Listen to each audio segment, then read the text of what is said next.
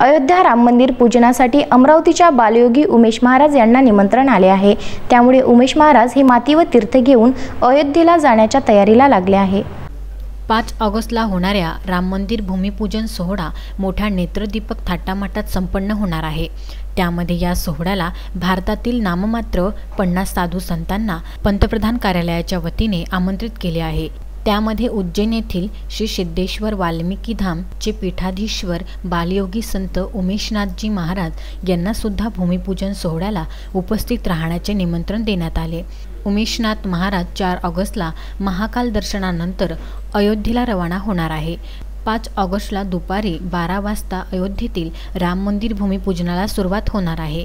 याकरिता महाराजांनी आपल्यासोबत श्री क्षेत्र सिद्धी येथील पवित्र माती, मोक्षदायिनी सिंप्रा येथील पाणी तसेच महाकालमधील भस्म घेऊन रवाना होणार आहेत। 2016चा कुंभमेळा श्री सिद्धी क्षेत्र वाल्मिकी धाम जवळील सिंप्रा तटावर बालयोगींच्या सानिध्यात स्नान झाले। यात भाजपाचे राष्ट्रीय अध्यक्ष अमित शहा, मुख्यमंत्री शिवराज सिंह चौहान सह राष्ट्रीय नेता संत सहभागी झाले होते। काही दिवसांपूर्वी राष्ट्रीय स्वयंसेवक संघाचे सरसंघ मोहन भागवत यांनी श्री सिद्धक्षेत्र जाऊन बालयोगी महाराज यांची भेट घेतली होती। Vidarbha news bureau, Amravati.